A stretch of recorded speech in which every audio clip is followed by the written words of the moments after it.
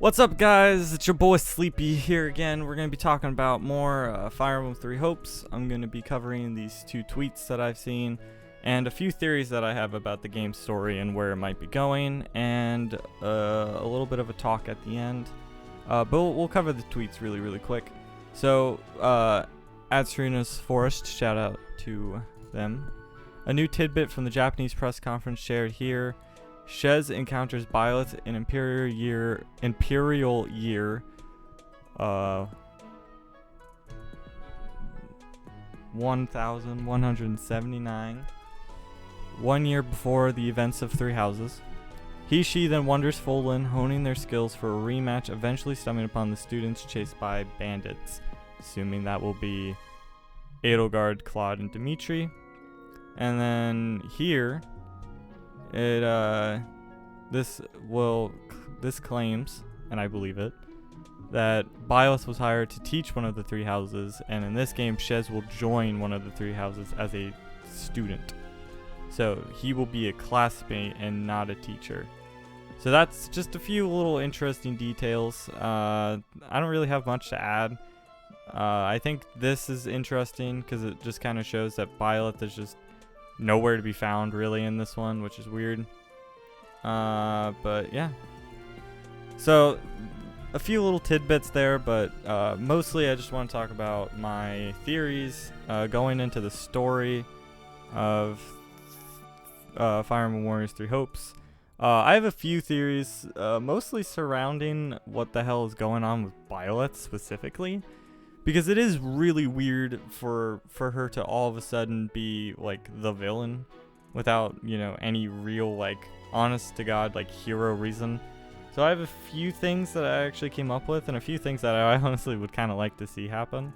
One of the first one that I'm going to talk about is the one that I kind of want to happen the most, just because it'd be a sick swerve. So in the first Fire Emblem Warriors Three Hopes trailer, they made Byleth look like she was going to be the protagonist again. So we all just assumed good guy, and Shez, who we now know the name of, was going to be the villain of the game. But now it's the complete opposite. So what if you go into the game thinking, okay, Shez is the hero, Byleth is the villain. Then you play through it, almost towards the end, you find out actually Byleth was still the hero, and Shez was the protagonist. But because we follow Shez, it makes him look like Shez is the antagonist. And so it made it look like he was the protagonist because we were following his steps and he was just misguiding us. But in reality, Byleth was actually still doing the right thing. But we just didn't think, we just saw it from his perspective. So it made her look like the villain. I would like a swerve just because I think it would be super kind of cool for the first trailer to be like Byleth's the hero, second trailer Shez is the hero, and the third trailer actually Byleth is the hero, we tricked you. I think that would be honestly kind of dope. I think that'd be super sick. And also she better be playable. Just because she's the villain doesn't mean she can't be playable for side story stuff or side missions or extra content or whatever. I also have a theory that we're going to get a secret fourth route in the game as well, similar to the original game. And I'm thinking maybe the hidden fourth route will be about Byleth and her perspective of all the events in Fire Emblem Warriors Three Hopes.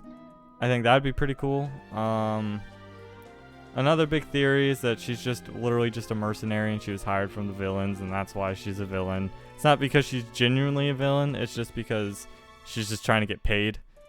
That's a theory. Another theory is that she's just corrupted. Or another big theory for me is the god that resides, this one right here. The god that resides in Shez, we assume anyway, since it is told to us that he appears in his dreams. What if this guy, or gal, or whatever it is actually evil? So Byleth doesn't necessarily want to kill Shez, but Sothis is telling her to kill the god inside Shez because that god is dangerous and could take over the world or ruin the world or something. Because there's obviously a rivalry between the two, right? So maybe it's not Shez she's after, but the person inside Shez, the god inside Shez. That's another big theory for me. I have no idea if that's the case though. Because obviously we know that Sothis is still in Byleth, right? So I don't know. To me, it doesn't seem like Sothis would be like, yeah, be a bad guy, just be evil, it'll be fine. Like I just don't see that being the case. But yeah, those are pretty much my big theories. Is like, what if it's just like the Uno reverse card again? What if she's just being a mercenary and there's nothing more to it? Or what if she's actually just trying to kill the god inside Shez because the god is the issue and not necessarily him himself? I don't know. Or maybe, you know, she got corrupted by the ones who slither in the dark or something. Those are just like my theories that come off the top of my head, but we really don't have enough information to where I can come up with like a pretty concrete theory. But I figured those were like decent explanations. It could also just be as simple as because she didn't go to the monastery, she just got like, she didn't really learn like emotion as much as she does in the original game, so she just doesn't really care for what's right or wrong. I don't know.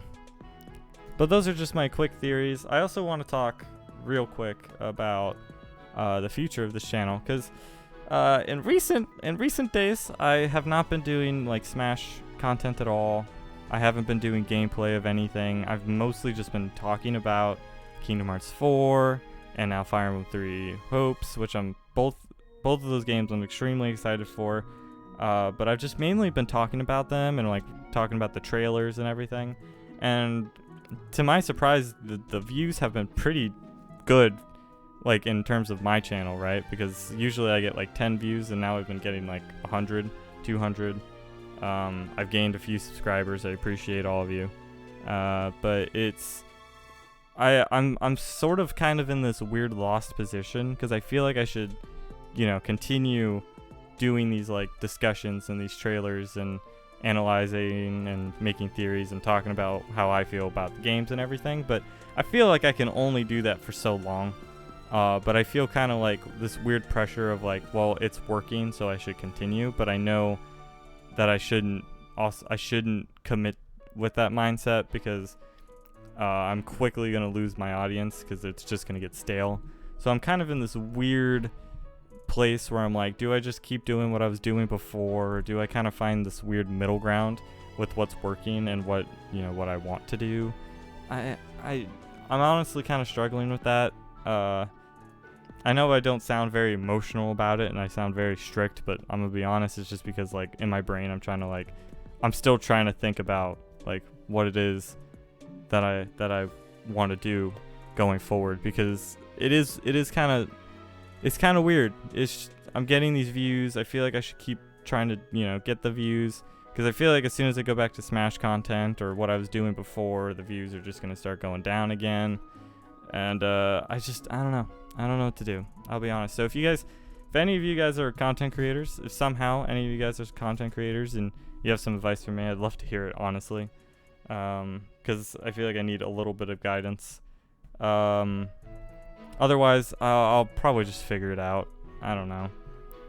I just wanted to get that off my chest. I will say I do have some gameplay stuff coming soon. I have some Smash videos with me and PJ doing like esport commentary over it. So I have to edit that and get that stuff ready, but that should be coming out soon. I also started doing Mario Galaxy, so I'm going to be doing some Mario Galaxy gameplay here too.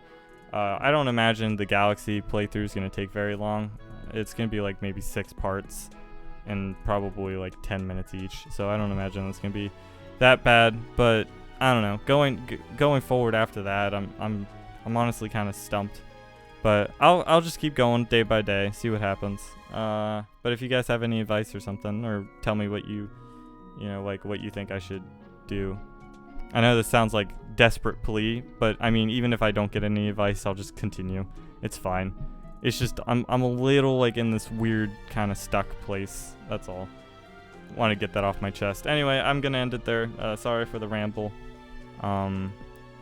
But stay, you know, subscribe to the channel. I will continue talking about Fire Emblem Warriors 3 Hopes, because I'm still extremely excited for this game. Very, very excited. It looks so good. The story looks so intriguing. I hope it stays that way. I hope it nails it. It looks very similar to what Persona 5 Scramble was to Persona 5.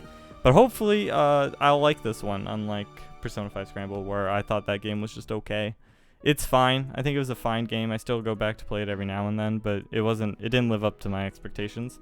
So I'm really hoping Three Hopes nails it. And so far, honestly, I have way more hype going into this game than I think I did Persona 5 Strikers, or Scramble, or whatever you want to call it. Okay, anyway, seriously, enough with the rambling. Subscribe. I will probably play this game day one when it comes out. So if you want to see my playthrough of that and, hang out while I play it and maybe even beat it in one sitting, at least one of the routes, then, subscribe, pay attention. I'm not going to say the hit the bell shit. You just do what you want. And yeah. You all have yourselves a good one. Because right now, I'm tired. So I might even go and just take a nap. Night.